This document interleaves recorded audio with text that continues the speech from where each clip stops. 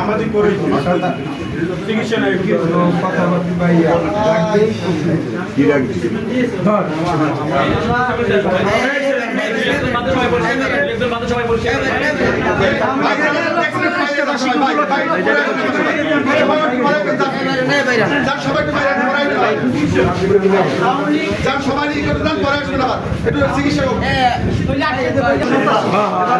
সৃষ্টিকারী জাহাঙ্গীর চেয়ারম্যানের নেতৃত্বে পোলাপানের নেতৃত্বে আমাদের যে শান্তিপূর্ণ মিছিল এই নৈরাজ্যের বিরুদ্ধে সাধারণ মানুষ জনগণকে নিরাপত্তার সাথে আমরা বাগিরবাগ, নাজিরপুর, দাসপাড়া এবং কালাইয়ার কিছু অংশ নিয়ে আমরা এই আমাদের মিছিল শুরু করি।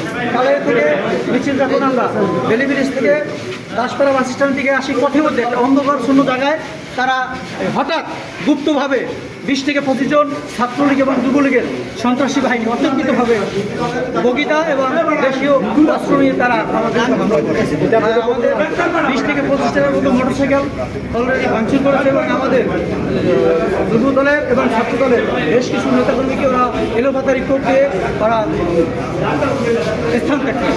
আচ্ছা, কে কে মানে আহত কে কে হয়েছে? সরজমিনে যেগুলো আহত করতে পেরেছি দূর থেকে সালাম আহত কে কে হয়েছে? আমরা আহত হয়েছে আমাদের দাসপুর ইউনিয়ন পরিষদের মেম্বার মামুন এবং কালাইয়া বাংলাদেশ সে বিএনপির কোন পদে আছে?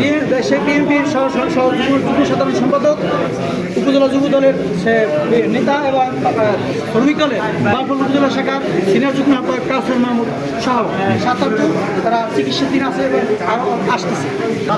রাব্বি এবং দীপ্তি এবং জাহাঙ্গীরের সেই পলাতক জাহাঙ্গীরের যে গুপ্ত বাহিনী এই নৈরট, দাসপাড়া এবং কালাইয়া কিছু জায়গায় তারা মিছিলের প্রস্তুতি নিয়েছে। আমরা লোকমত জানতে পেরে আমরা এই প্রতিবাদমূলক এবং জনগণের সাথে বিশৃঙ্খলা না ঘটে এবং জনগণের স্বস্তির জন্য মূলত আমাদের এই যুবদল ছাত্র দলের উদ্যোগে যৌথ আমরা এই আজকের এই মিছিলের আয়োজন করছি। বিএনপির পক্ষ থেকে বাউফল বিএনপির পক্ষ থেকে প্রতিবাদ জানাই, প্রশাসনের মাধ্যমে বিচার দাবি করছি, গ্রেপ্তারের দাবি করছি। মানে কয়টা কোপ হবে? 27টা কোপ। দর্শক আপনারা শুনলেন, আমরা আবহাওয়া থেকে মিছিল করতে গেছি। আমি মিছিল করে বাজার দিয়ে ঘুরে আইছি। ঘুরনের পর আমরা ওই মাথায় গেছি।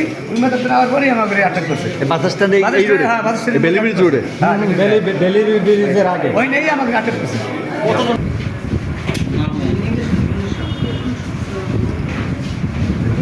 ইউনিয়ন বিএনপির সাংগঠনিক সম্পাদক। ওয়ার্ড নাকি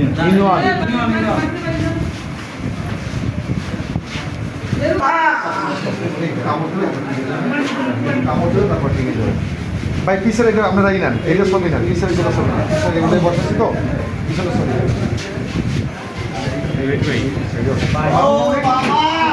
মামুন একটু ধরতে মামুন একটু ধরতে